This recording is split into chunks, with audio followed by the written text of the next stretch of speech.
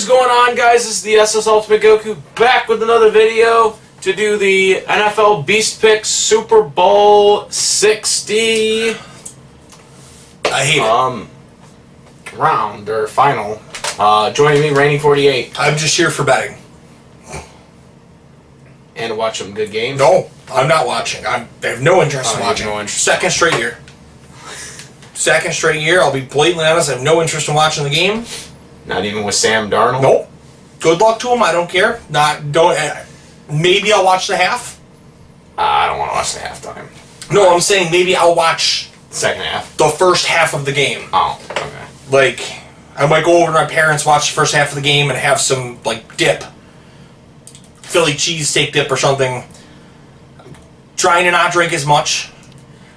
So I hope to not rain on this here, but it was just brought up that Sam Darnold is the first quarterback in the 2018 draft to make it to the Super Bowl. Good on him. He was what, the second quarterback drafted out of that class? Yeah, but he didn't, like, compared to all these other guys that were in the draft, like, okay, Baker's been knocking on the door. I wouldn't say Baker's back. I mean, weren't Josh they right there last year? No, they were one and done. The Commanders beat them in the wild card. Was it 2 years ago then? Tampa had a good playoff run with him one of the years. I don't know about that. But, I mean, I just think it's just crazy to think about that because, I mean, five teams, Allen, Lamar, they've both been on their teams. Well, you know what? The one that shocks me most is that Josh Rosen doesn't have one yet. Well, I think he's in the No, he is currently a finance bro out of California. Oh. He doesn't play any football. That's sad. But anyway. But Mason Rudolph does. I hope he signs elsewhere this offseason. Let Mason Rudolph start. He's a backup, dude. He's a good player. He's a backup. Did you watch the game that he played in for Aaron Rodgers and sucked? I watched it. That was Wasn't it against the Bills? No. Aren't you blaming the interception? It was in the Bears. The Bears who have a top 5 defense. I mean, if he's good, then he should be able to beat him. And did he... Just saying. But anyways, in all seriousness, Super Bowl 60, Seattle Seahawks, NFC champions, New England Patriots, AFC champions. I mean, do we want to go through the keys first, or do we want to go through our predictions? Of the offenses, defense positions? The problem is this is such a tough game to even talk about it. These two teams are, if you would have started the year, if somebody went into a coma on September 11th of 2025 and just woke up today and asked what two teams were in the Super Bowl, and you told them these two teams, they would think you were fucking with them. Well, to be fair, they didn't know Tom Brady was going to be the guy back then, because that was during the first year. I said September 11th of this past year. Oh, okay. I said September, the first week of the season. Okay. If you would have told somebody that these two teams were the two guys going to the playoffs.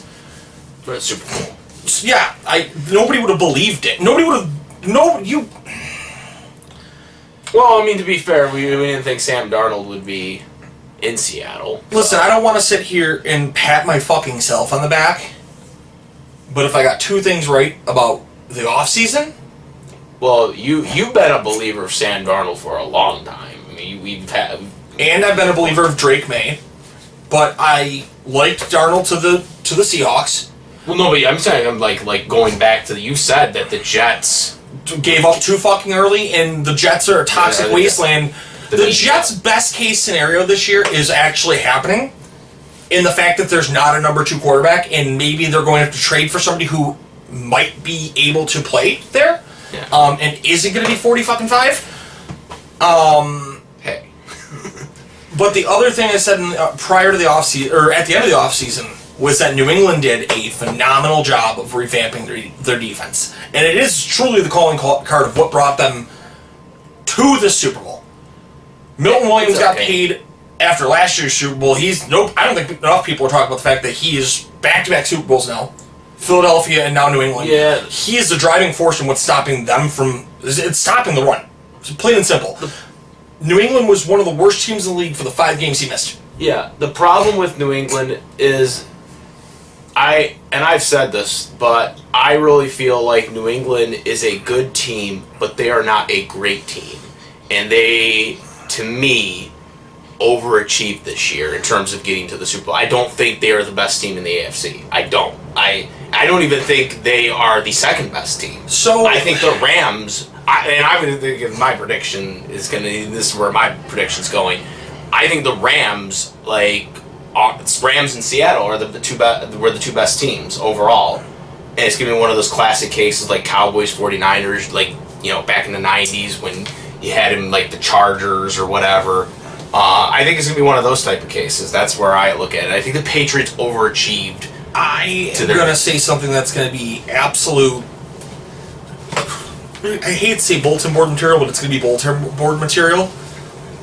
This year's Patriots reminded me of what the 2013, led by Rex Ryan, or maybe 2014 Rex Ryan Buffalo Bills were.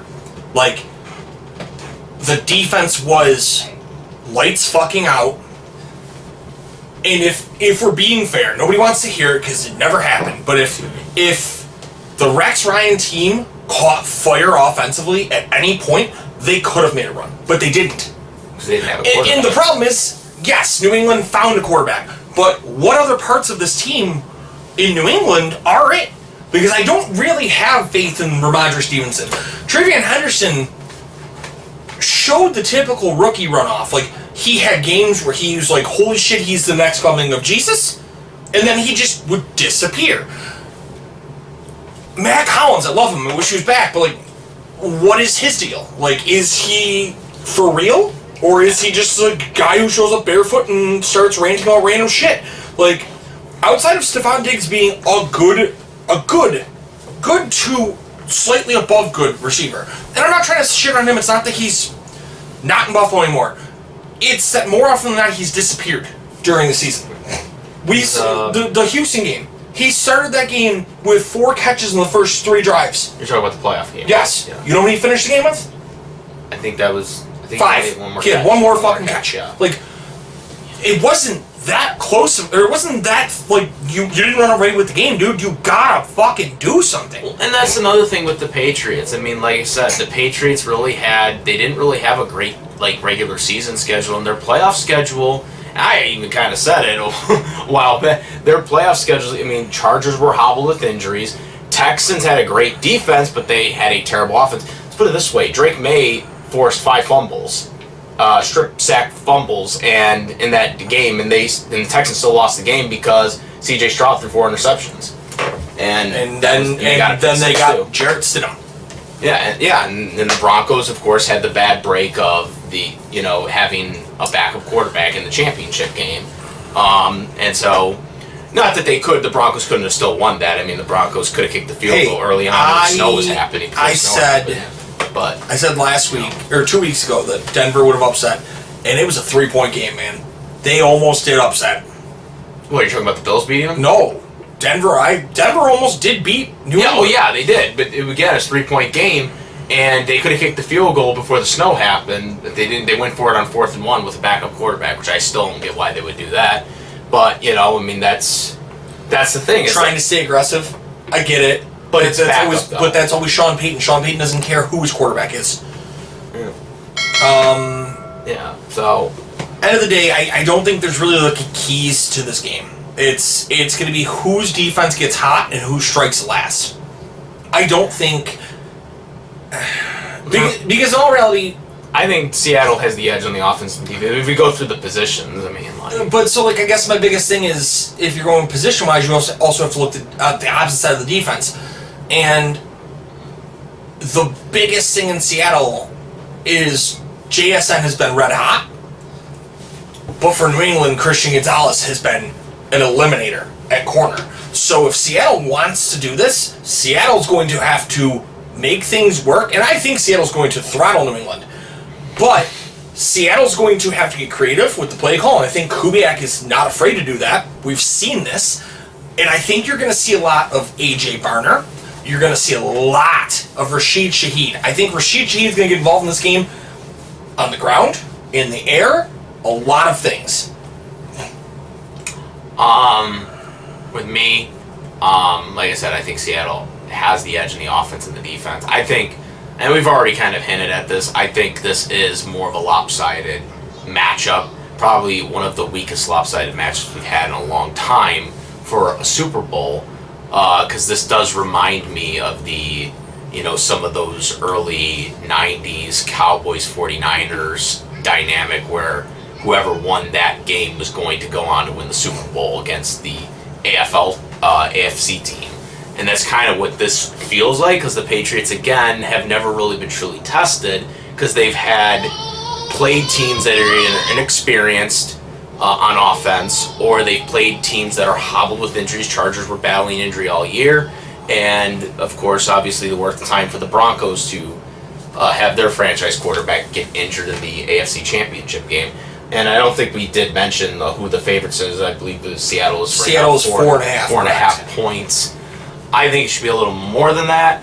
I think it's just Vegas being conservative on it.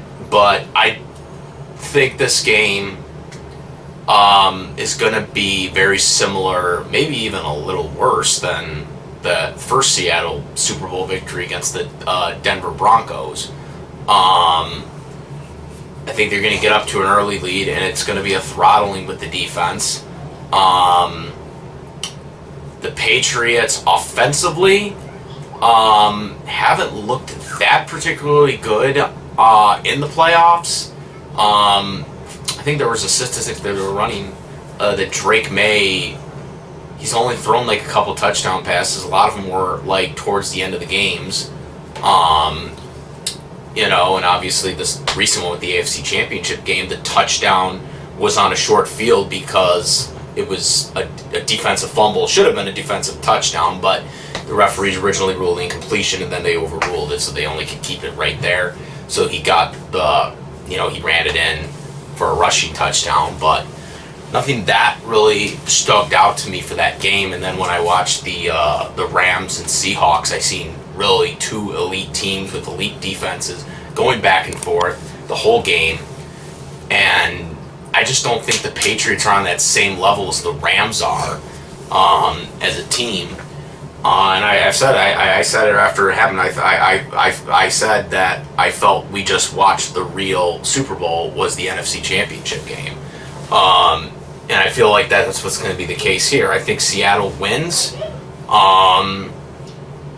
I don't know how many points exactly where they go, and in terms of if they're winning by like 4 scores or whatever by halftime, what do they do in the second half? But I think this could easily be like a 43-10 victory for the Seahawks. I think the Patriots might score in the third quarter, but I think Seattle kind of throttles them right in the first half, very similar to how they won their first Super Bowl against the Broncos.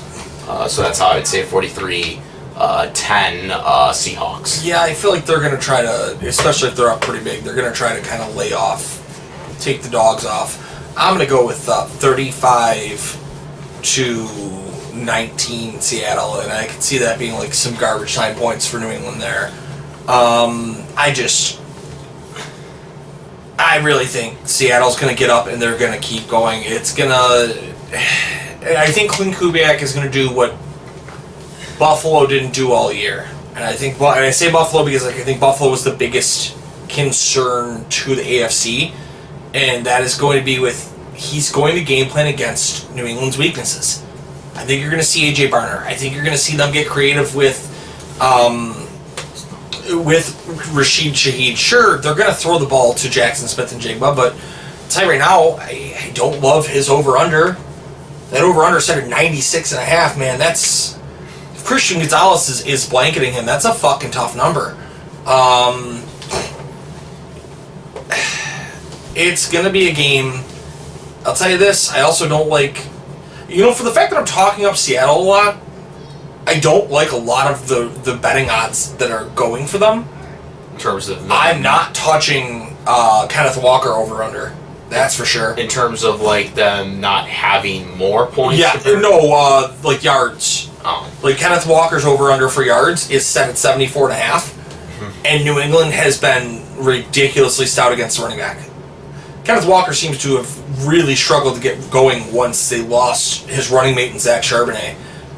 So, like, I'm not touching that over. I think it's very favorable for, like, A.J. Barner. That's only 25. That could be one catch. That's done. The one I do really, really like, Rashid Shaheed is set at 33.5 for rushing and receiving combined. Last week he had 51 receiving. He's had a couple games where he has a 20-yard rush. Like, they are getting him involved any way they can get the ball in his hands. We've seen that he's taken over games with kick returns. They're going to get the ball into Rashid Shaheed's hands and let magic happen. So I'm absolutely taking that over on yards for him. An intriguing one New England-wise. First and foremost, like, I just talked about him having to be better. I don't know if I'm putting it on my card, but I'm intrigued by Steph Diggs. That's only 42.5. I think he might get a couple catches. But that's what I'm saying. It's only 42.5. That's pretty low for what is your 1A receiver. Like, he's supposed to be your top receiver. I think that's a very attainable number. Hunter Henry. I almost said Hunter Hurst. Yeah, like Triple H. Fucking A. Hunter Henry. Seattle has been piss poor all year against tight end. His number's 38.5. I really like that number as well. Seattle's been pretty locked out of the outside, which is where it's going to kind of shut down Kayshon Boutte. Bootie's number one up. Booty. He's kind of been like he's been the hero of bets recently because he's been around 15. He's playing, but he's been around 15 yards, and for the Super Bowl they decided, hey, we're going to go 30. Well, that's not the side I want to throw to him, is the outside, especially if he's getting Reek Woolen, who ends up on him. But the opposite side, the side where Puka Nacua has done all of his damage the last couple games, the side where in 3 of the last 4 games they've allowed over 25 yards, with Mac Hollins, whose number's 27.5. And his return last week was 51 yards. So I like Mac Hollins' numbers. The oddball one of the day, Sam Darnold rushing yards. I don't know if he'll be rushing, but Sam Darnold can usually run the ball when he needs to tuck it and go. New England is sloppy at spying the running back, or the quarterback. New England has... Hopefully the running ghosts instead of seeing ghosts at that point. New England has allowed more than 10 rushing yards in 8 of the last 10 games quarterbacks. Sam Darnold's over-under is set at 6.5. I am pounding that over. So he only needs to get 6 yards. He needs 7 yards rushing. 7 yards. I am pounding that. And the other one that I like, and it scares me because it's a timeshare, but I do really like Ramondre Stevenson in this game. New England wants to get this game going. They are going to try to pass the ball in the backfield. Seattle's been pretty bad at stopping the running back pass. His over-under at receptions is 3.5. Most games, Seattle's allowing 5 to 6 at the running back, and his yardage is right around 22.5, which is also fair. Here's an interesting question. What's the over and unders on Sam Darnold or Drake May not getting the Super Bowl MVP? And it going to a defensive player? I don't know if I can. Going to a defensive player? I would have to see if that's a futures. Because that, to me, would be something that would make sense. Because obviously the quarterbacks are always usually favored to get the Super Bowl MVP. So I don't know if you can bet specifically in that favor. Let me see if I can bet specific. Oh, man. Super Bowl specials. I mean, I can predict who the Super Bowl MVP is going to be. I think you can. I don't know if you can, actually. I think we had issues last year with this. It'd be the way to get the most money, since the quarterbacks are the odd-on favorites to always get it. That'd be an interesting one. Will any Super Bowl record be broken this year? Probably. I'm sure something will get broken. These are some ridiculous records, Frank. Well, if they're ridiculous, but... 7+ passing touchdowns in a game. Yeah, that. 15 plus receptions by one Wait, player. 7 plus. Is 6 is the record. What's the record? 6 like has to be Jerry the record. Rice? 6 passing. Oh, Joe Montana. Or no, wouldn't that be Steve Young? I think Steve Young broke it. Any running back to have over 205 yards rushing. Any receiver to have over 216 receiving yards. I think like Terrell Owens' record of like, what was it, like he had like 9 catches or something. There's 15 is the record. Maybe they might have been Wes Welker then. Broke that, because I think that was a record at the time, but I think Wes Welker broke it.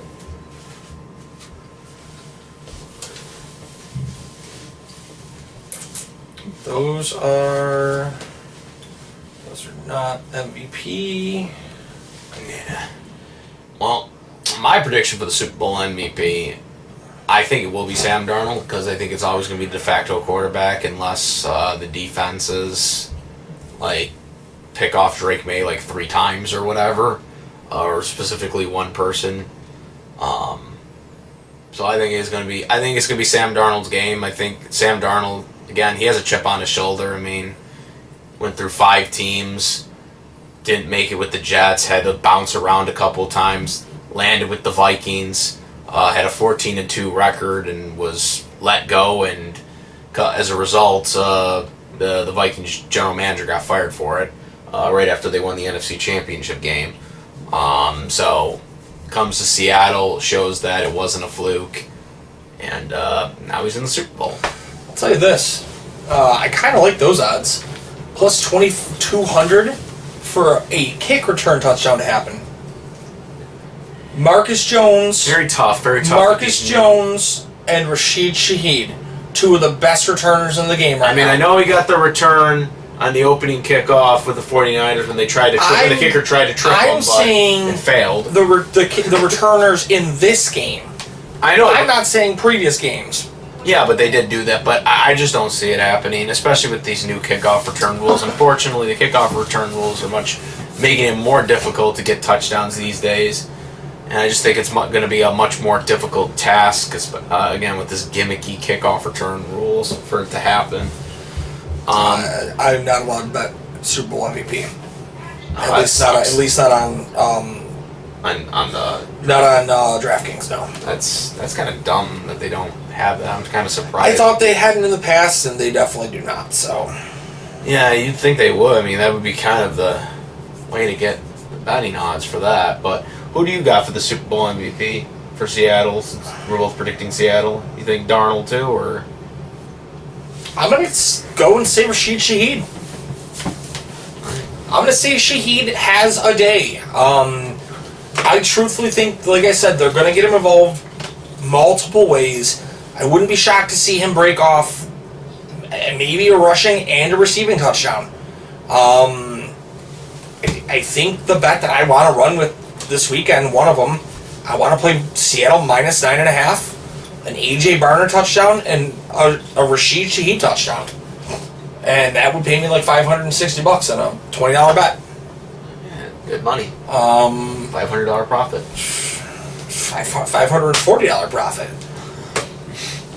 But I think, as much as I think Sam Darnold will have a good game, I think it's going to take a player like that who's going to blow open the doors and do something crazy. Well, yeah, you would have to, and Darnold would have to be less effective, that's what I'm saying. Like, the voters that vote for the Super Bowl MVP, they're always biased toward the quarterback unless the quarterback doesn't do as much statistically. I mean, Patrick Mahomes won the Super Bowl MVP the first time, and he threw like 2 interceptions, I think it was, but he got 2 touchdowns or whatever in the comeback against the 49ers the first time. So, like I said, it's hard with the quarterback. The quarterbacks are always getting it usually, unless something happens. I mean, Seattle, the first time they won the Super Bowl, they gave it to Smith, who he returned 69 yards for the touchdown, the 1 touchdown that they got on defense. But again, that's because Russell Wilson didn't really do much statistically in the game until towards the 4th quarter. I think that was when he threw his first touchdown pass in the game. If Seattle's on the goal line and they are on the 1, do you think they'll pass this time? Well, it's a different coaching staff. I'm just asking. They cost me $4 that night.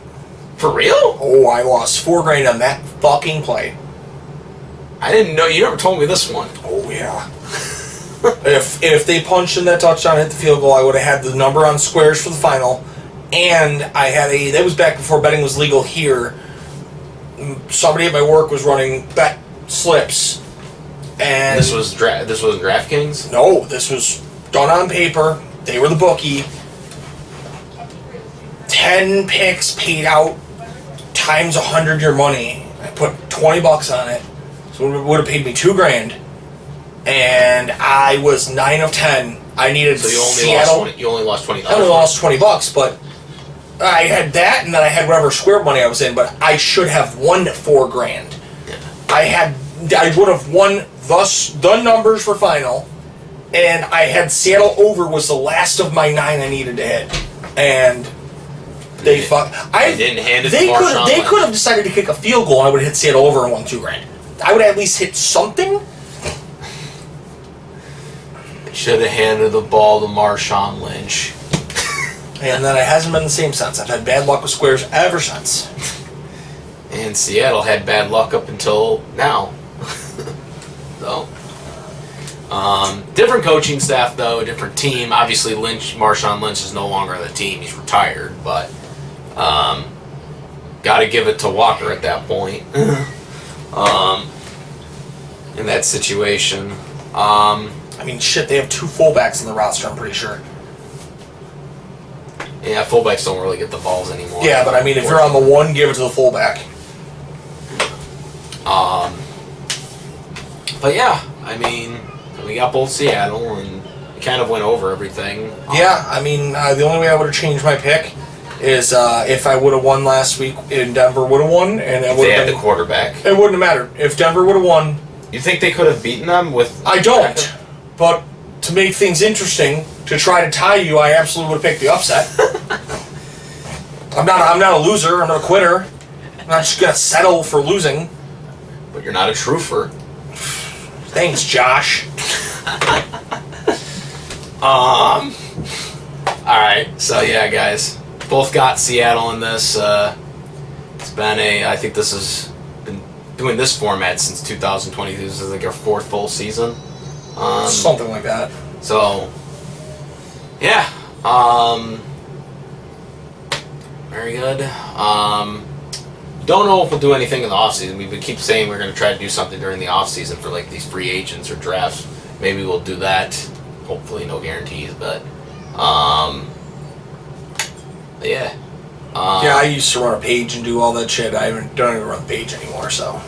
Yeah, I used to do Draft Beast, which is kind of the format and origins of us having NFL Beast picks. Yeah. So yeah, make sure to comment, rates, subscribe, and look out for the bells right up there. Look out for updates if we're going to put stuff in there. I know I'm going to be talking about stadium stuff because I'm doing that straight through stadium updates for all the NFL stadiums that are coming, with all these billionaire write-offs, unfortunately. But yeah, make sure to comment, rate, look out for anything else that we decide to do, or just wait until next year for we doing it again. Yeah. In the next year. You got any sponsors? Yeah, we'll just shout out Kyle at Chicken Dip and hit him up, code 716. It's almost the big game. Maybe you can get express orders, because that would be the best thing if you're making wings for the Super Bowl, is to get a perfect ramekin to dip your wing. 716, 15% off your order, chickendipping.com. Alright. That is it, guys. Thank you. We're watching a full season again. I am the SS Ultimate Goku. He is the reigning 48. We're out. See you guys next year. Peace. Enjoy the Super Bowl.